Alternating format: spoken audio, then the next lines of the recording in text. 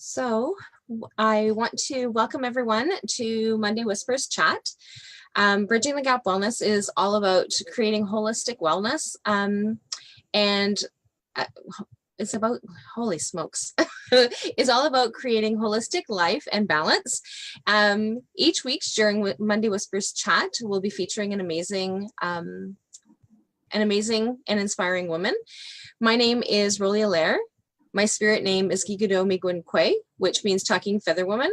I'm a holistic trauma coach, a spirit flame keeper, and a soul healer. I work with women who've experienced trauma by bringing my 18 years experience of psychotherapy with taking holistic approaches.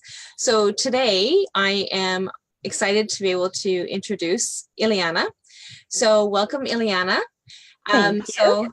Ileana is going to talk to us about postpartum equals joyous chaos. Yeah. Thank you. I lost my page. That's all right. Joyous chaos. So it's great. So Ileana, can you tell me a little bit more about yourself? Sure. Thanks, Rollie, and thank you so much for having me this evening. So I'm a bit of a mixed bag, melting pot of a personality, I guess. And as you know, my more or less day job, if you wish, is working as a soulful marketer. And so my mission really is to empower women, nurturepreneurs like yourself, to market yourself in a way that feels really aligned with your purpose of helping others. And so that's sort of somewhere that I've come to in life following about a dozen years in the corporate world doing administrative work and some other things that took place in my life that brought me down the road of marketing, which I won't go into too much detail today. But you may wonder, well, why is my niche the nurturepreneur? So that dates back further, which brings us sort of to our topic of today around postpartum and making it joyous chaos equals joyous chaos.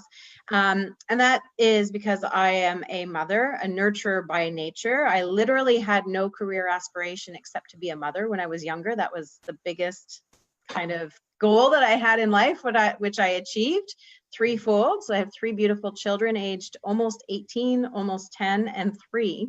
So big gaps. And after my first little guy was born, he's not so little now, he's the largest person in this house, actually.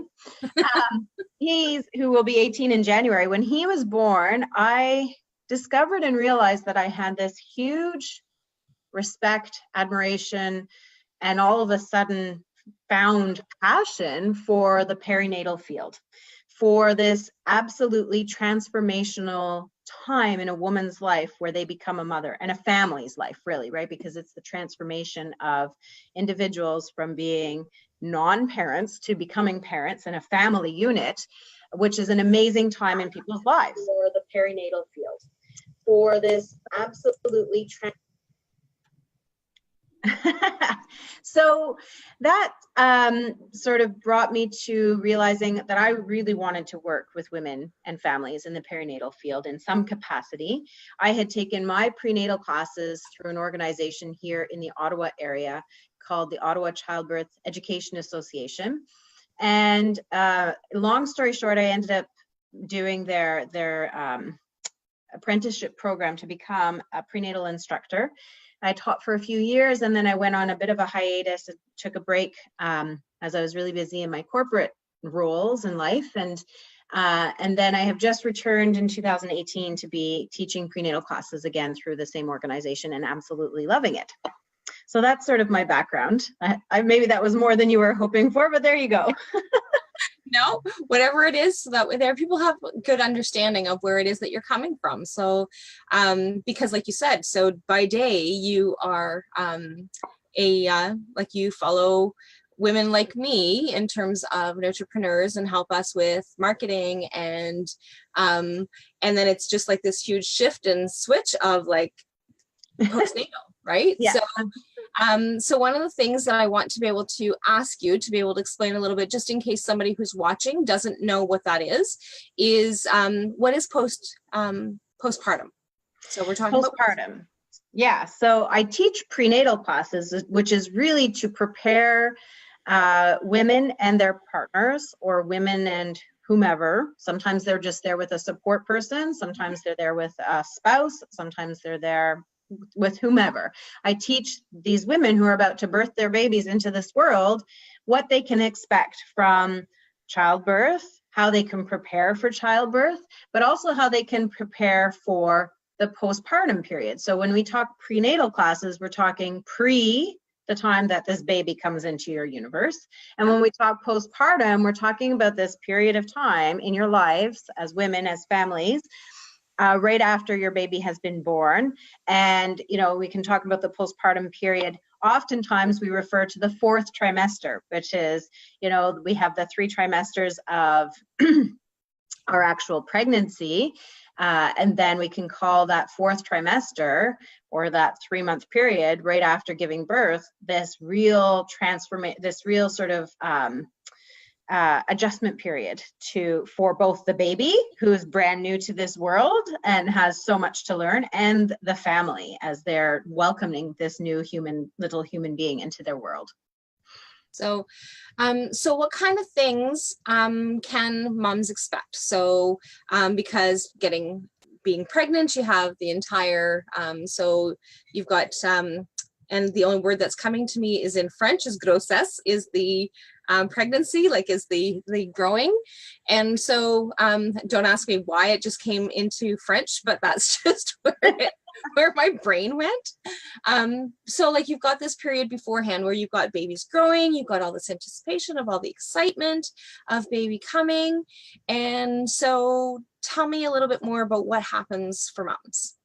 Well, I think the word excitement is a really great word to use, because I think even if we realize that we have no idea what to expect until we're actually there and living it, that excitement itself, whether we realize it or not, I think we start to have, like, we have this bubbling in our subconscious, and maybe even more consciously than that, of what it's going to be like having this human being in our lives, right? This little human being that has all these needs of us.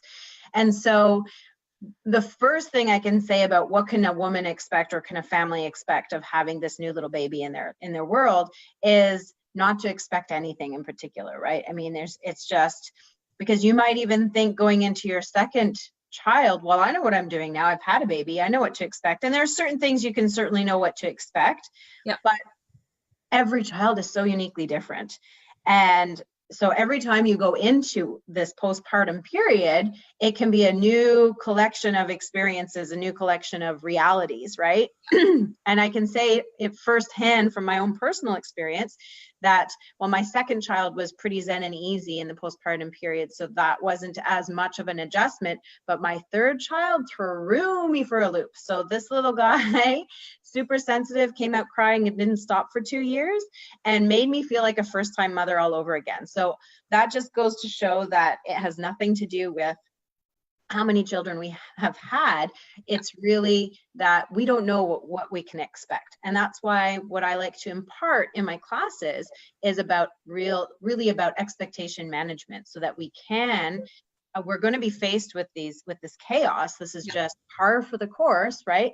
But trying to turn it into joyous chaos. And the best way we can do that is by managing our expectations, by trying to really go with the flow as much as possible.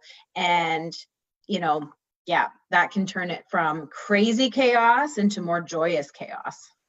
Well, and one of the things that you often hear from older people, so like people in my mom's generation or beyond, and so one of the things that you hear is that, well, you just need to put them on a routine. Right? So just get them on a routine. Everything's going to be great and you're not going to have any issues. And so like going back to being able to talk about the experience that that I've had with my 2 kids, my first one, before we even left the hospital, he was on a nursing schedule, really easy. Before we left the hospital, he was nursing every 4 hours and sleeping 6 hours through the night. Easy peasy, especially after having an emergency C-section. So all is great. So like when you're talking about like the differences from one pregnancy to the next, second pregnancy was a planned C-section. So should be easier, right? Because I don't have all the fears and all the rest of the things that came from the surgery, and knowing exactly what was happening. I was going to be awake the entire time with the epidural. And then this time Then this time I have a baby who nurses every 3 hours on the clock. There's no in betweens. There's not a little bit longer. Yeah. And so it's like that schedule of like, so sleep deprivation. I've got this toddler running around. So I still have to get up and care for this toddler, but I still have to nurse this baby every 3 hours. Right. Yeah. So, and because we had chosen to nurse, it was, you're not getting a whole lot of sleep. You're not getting a whole lot of anything. So dad could bring me the baby, but I'm still awake. I'm still tending to this baby. And so like, those were some of the challenges. And so, yeah, it's that chaos. It's that excitement. It's like, oh, this baby's coming. And first one was so easy. Everything's going to be great. And then second one is like, oh, so he wasn't colicky. My oldest one was, but this one wasn't. And so that was kind of a challenge, right? Yeah, so for sure. So what kind of things can you suggest to moms to be able to expect or to be able to help them through this, these transitions? Right. Well, so when I'm teaching, we go through a whole section of class, which I obviously don't have time to bring you through tonight, right? But we'll talk about exactly what it is that you can expect is going to happen physically, first of all, to a woman's body, right? In terms of some of the normal transformational and transitional stuff that happens in our bodies as our hormones are shifting and what we can expect there. And then in terms of what we can expect from mood wise, as far as that's concerned, right? And I sort of see it, there are 3 different tiers, right? So there's 2 very, very normal tiers. The first is that in terms of mood, the first that they can expect is that the baby blues, or even, and not every woman is going to experience it, but every woman is likely to experience some pretty heavy duty emotions, if you wish, or heightened emotions, particularly on day 3 when there's a big shift hormonally, right? So our milk comes in typically at day 3 and there's a big hormonal shift. And also a bunch of the adrenaline that was coursing through us from birth has now dissipated. So we're tired now. We're really tired. We've been, we've had this baby who's probably not in sync with us yet for the first 3 days. And, so there's those shifts, right? So baby blues, or even just experiencing some emotions or feeling overwhelmed, is incredibly normal. And then that can even go on for a couple of weeks. And then even beyond that, we can have what's called normal postpartum adjustment, which is still feeling tired, still feeling weepy sometimes, still feeling overwhelmed at times. And some women will experience varying levels of this as well, right? Some women will not experience much of it at all. Some women will experience more. It can have a lot to do with what our circumstances are, what kind of baby came into our world, what kind of birthing experience did we have, what kind of partner do we have, what kind of, there are so many things that factor into it. And then the third tier would be potentially postpartum depression for those who experience that, right? But bringing it back to your question about, well, what do we suggest? Some of it is just knowledge, right? So really, the more knowledge that we can have about what's normal can help us to understand and to feel like, okay, well, I get that this is happening, but I understand that it's normal. And then also some strategies, right? So one of the first things that I like to do is what we call a 9-day encouragement. So the 9-day encouragement is that coming out of birth, the first 3 days, you're just spending in bed. You're just in bed and you're only tending to your needs and the baby's needs. That's it. You're hunkering there. If you're not comfortable with your baby in bed with you, that's fine. You can have a bassinet near you, but we really want baby close by. We really want to be just having people bring us meals, whether it's our partner or somebody else, and really not leaving the bed. And then the next 3 days would potentially be around the bed. So we're getting out of bed and we're stretching a little bit more. We might be moving around the bedroom a little bit more, but we're still not leaving our bedroom too much. We're still really taking it easy, because the more that we can be resting, the more that we can just expect that it's going to be low key for the first little while, the better that we're going to recuperate from all of this. And the more rested we are, the more likely it is that we're going to be experiencing more joyous chaos as opposed to crazy chaos, right? And then the last 3 days is around the house, right? So that 9-day encouragement is in your bed, around your bed, and around the house, right? And the other way of looking at it, some other things that I'll talk about are I don't know if you've ever heard the term baby moon before.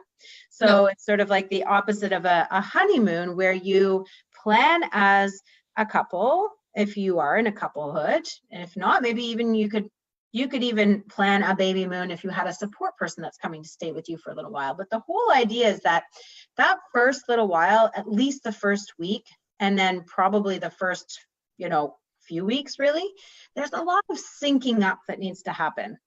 Not just like milk supply, but just even rhythm, and just getting to know that new little human being, them getting to know this world outside of the uterus, being together, and sleep, like just syncing up of sleep and stuff, right? So the less that we can be interrupted by visitors, right, even though people want to meet this new baby, and the more that we can sort of just have and really guard some time to have this syncing up happening, the better that it can be for all of us, right? So the baby moon, you can actually even be really elaborate and lovely about it. And you can send out almost anti-invitations to people to say, we're going to be on our baby moon for this 7-day period, right after. Another thing you can do is after that first little while, depending on how long you choose to sort of guard, if you do that, you could host an open house where you say from 1 to 3, we welcome you and your warm casserole dishes. And just so you know, the baby won't be passed around. You'll just get to come and say hi and see the baby, because babies can become very overwhelmed and overly stimulated easily, right? So I don't highly recommend that if you're going to have a bunch of people coming over one day, that baby gets passed around from arm to arm to arm, because you're going to be left with a very cranky baby after the fact. So those are some things that I recommend. Also, like really looking at what does your life look like right now prenatally in terms of your typical days, your typical to-dos, and is there anything that can be shifted? So in terms of either responsibility within the household that makes more sense if mom is then going to be, breastfeeding a lot, or even feeding baby, even if it's bottle feeding, or responsible for whatever it might be, right? Whoever it is that's going to be home predominantly with that baby is going to need to be spending more time with that baby in all likelihood, right? But just looking together and taking time to talk together as a couple, if you're a couple, whoever it is that you're going to be raising this child with, if you're actually raising it with somebody else, and looking at how you have your life set up now. And is there anything that can be tweaked that might help when the chaos starts to ensue, right? And if so, then I recommend that some of those tweaks happen even before the baby comes along, so that you get into a rhythm with those new tweaks. So a couple of other things that I would also recommend, or even things like, we talk a lot about a birth plan, or we like to call it a birth preferences plan, because when we say the word plan alone, it sounds like it's something that's so written in stone, when you really don't know what to expect out of your birth experience and how things are going to go. But what I also like to say is that is hopefully no more than a 48-hour window that you're planning for, that you're, giving a lot of thought and energy into figuring out, how can I make this the best experience? Yeah. But postpartum lasts so much longer. So I love to encourage the people in my classes to give some real thought to what's important to each of you and what's important as a family unit, so that you can have this joyous chaos going on. And I always send them away with this sort of optional homework that I really encourage them to do, which is creating the postpartum plan. So it's having that conversation about typical activities within the household and looking to see if there's anything that can be tweaked. Managing expectations, like, do you need to dust every day? Does it need to be vacuumed every day? Does your bed really need to be made every day? What are the things that need to happen versus would like to happen, right? Yeah. But then on top of it, a very simple exercise that they can do, which I like to call the postpartum plan, is to create a chart on a piece of paper, and to say, you've got 4 categories. So one of them is me for one parent, me for the second parent, family is the 4th category, and couple is third, and 4th is the couple. So you've got those 4 different categories that you want to then address in terms of needs. And then the other axis would be daily, weekly, and monthly. And so while you're still pregnant, still in that prenatal period, you can sit down together and say, what is one major priority? What is the number one priority for each of those 4 categories on a daily basis, on a weekly basis, on a monthly basis? So you could say, for me, for instance, okay, for me, what is most important? What will make me feel sane? What is the number one thing I need to have happen on a daily basis that will keep me sane, on a weekly basis, on a monthly basis? And then same thing for the second partner. And then the same thing for the family. What's really important to us daily, weekly, monthly, so that we feel sane and cohesive and connected as a family? Yeah. And similarly, and lastly, as a couple, what are the things we need daily, weekly, monthly to address or to have happen so that we feel connected and sane as a couple? And that is sort of like the postpartum plan. It's an easy chart to create, and it's an easy piece of paper that can be pulled out at any given time as a tool, a communication tool, if either person within the family is feeling like, something needs to be tweaked here. I'm not feeling like my needs are being fully met. Yeah. There you go. That was my long-winded answer to your question. That is so exciting. Like I would have never thought about that. And so like I've worked with women in terms of postpartum because of through mental health. I've worked with women with postpartum depression. And so a lot of times when I've worked with women who have normally had postpartum has had anxiety or depression prenatally, then we actually would come up with a plan. And I wish I would have known about this plan, because it would have been something that would have been extremely helpful. So although we did do a lot of planning around like what are some of the things that are going to happen, how are you going to be able to still maintain your mental health and those kinds of things, and how is your partner going to be able to help with that? And again, the partner that you're living with or the partner that is helping you, whatever way that it is. Yeah. And so like just who is in those roles that are actually going to be able to help. And so being able to do that allows those pieces to be able to fit very nicely in terms of that whole package. So I really like that. Like I said, it's not something that I've ever been taught or that I've been ever trained in.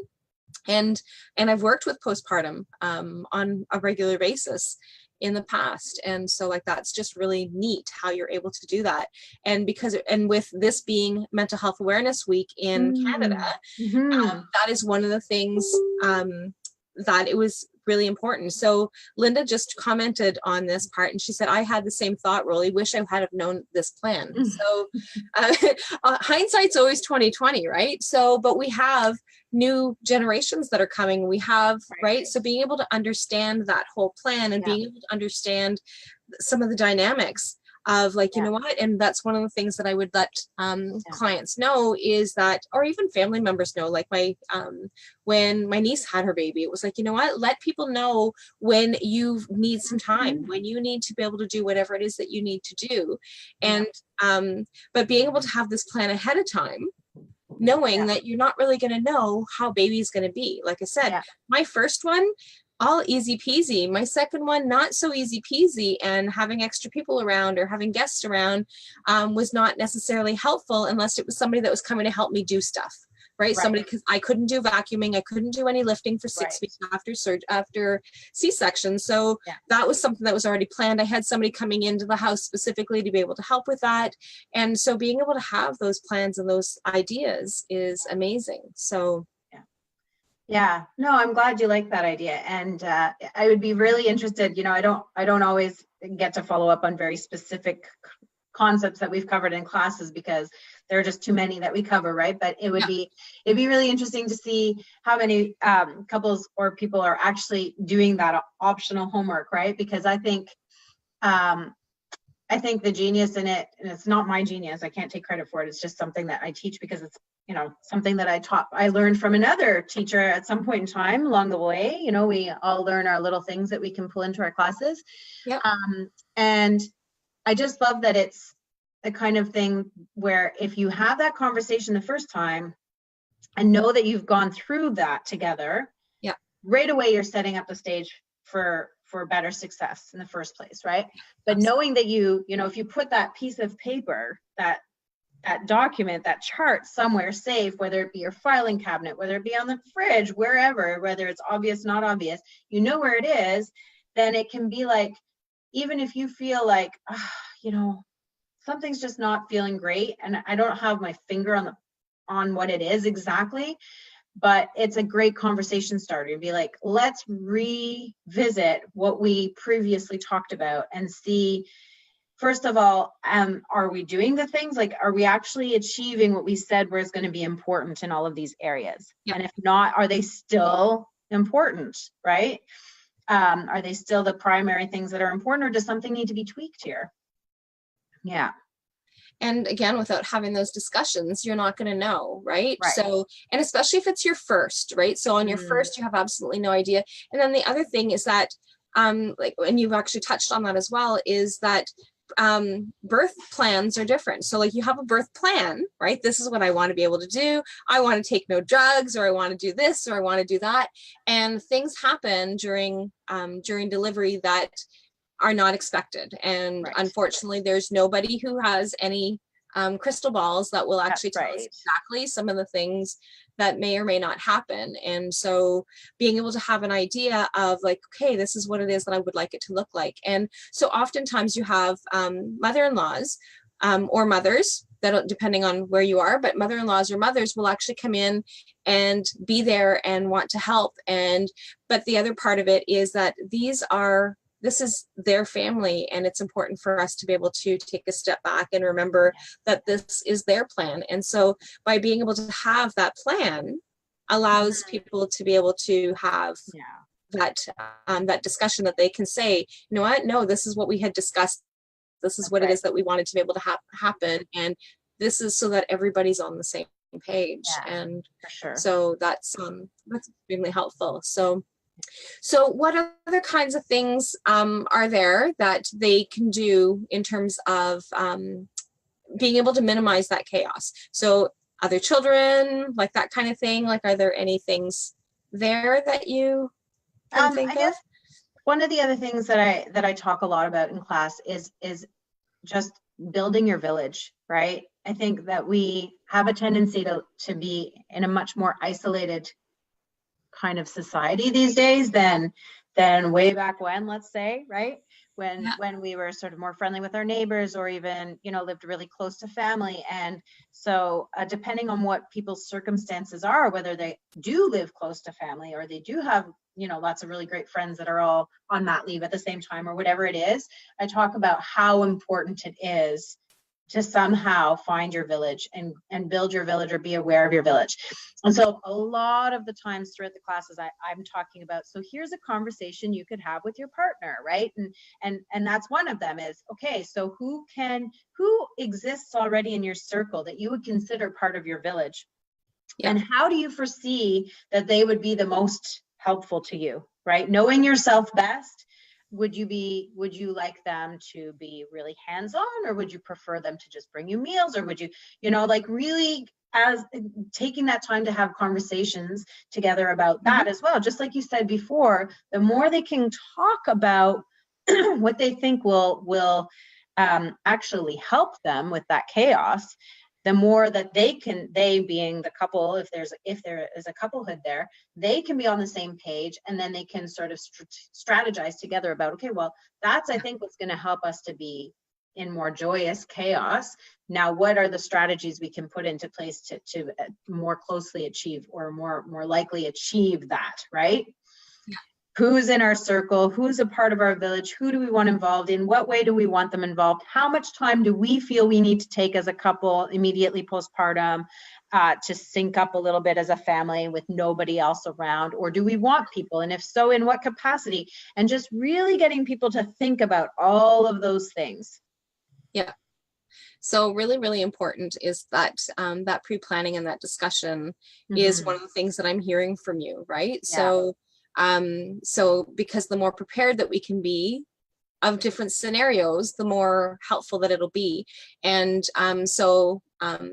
prenatally is during prenatal classes and having that connection with other parents who are going to be going through the same experience. And especially if it's your first, what kind of things can you expect? What kind of things are happening? Play groups is another really great place of being able to have that connection in terms of those, that community is just really being able to have, and not absorbing everything that everybody says and does, because not everything that everybody says and does is going to fit for you. And it's going to be, so it's just being able to take in that information and being able to share it, and being able to have an idea of like, oh, okay, I remember when so-and-so was talking about this, and this is one of the things that they were talking about that was happening during one of their pregnancy or with their new baby. And, oh, I remember somebody talking about this, and these are some of the strategies that they used, and that kind of thing. Then it helps that discussion as well. Absolutely. And so, and having that discussion with both partners is also really important. So again, depending on the outlook of what's going on. So partner being whatever support people that you actually have. So whether it is that you're going to have family members that are going to be helping you out, or a spouse, or or whatever, right? However that is, that's going to look, because families look different depending on what the circumstances are for people, right? So, and so, but being able to pull in that community and growing that community and having that support is, I think, is a huge foundation of being able to maintain our own sanity, right? So it is amazing that you feel this baby growing and everything's going really well, and then all of a sudden baby comes into the picture and baby's like, yeah, I'm not happy here, I want to go back. And some of them aren't. That's right. So it's like baby's like, hey, I don't know what's happening, I liked it much better when it was like warm and cozy, like now I'm out in this great world, I'm afraid. And I mean, we're touching the tip of the iceberg here, Rollie, for sure. I mean, I could go on to so many things. You say so many things. I'm like, oh yeah, and there's this and there's that. I don't have, we don't have time tonight to cover everything that I cover in a whole class, but you get the gist, right? And definitely. And I think that's one thing that I will bring in, though, is just that idea of remembering that these babies coming into this world, it's a whole new environment for them, and they were very snug and cozy. And so doing these things is not only good for us, but it's good for the baby. And then a happy baby is a happy home, right? Because the more that they can feel secure, and that, so all of these things are super important for both of us. Like the sync up is going to happen when the baby is feeling secure and snug and whatnot, right? So skin to skin contact, really great. Resting together, taking that time to really ease into postpartum life together is also really important. Not having too many visitors around all the time, or, very little, or even none for the first few days if possible, and that none is really difficult depending on who you have in your circle, right? Because they want to come and they want to flock and they want to be there. And it's really important that you actually have somebody that can be the gatekeeper based on what you desire and what you need. So that's right. So just really important. Is there anything else that you wanted to touch on before? I think we've said a lot. To look after your own little. Yeah, I mean, I could go on forever because it's a topic that I'm hugely passionate about, but I think we've touched on quite a few of the nutshell. I think we've captured it in a nutshell, so that's great. Thank you. Good. So one of the things that I'm going to suggest is that if anybody has any other questions, please feel free to comment. Ileana is tagged on the post as well, so Ileana will also get notifications. So if there's something that you wanted to have a little bit more clarification on, or that she can direct you in some way, then feel free to comment, and one of us will definitely come back to the comments. Absolutely. And I want to thank you, Ileana, for joining us today. It's been an absolute pleasure. So I know that evenings is not always the easiest, given that you've got little ones at home. So this is wonderful, and thank you very much for having joined us. And I will talk to everybody again next week, and I will talk soon.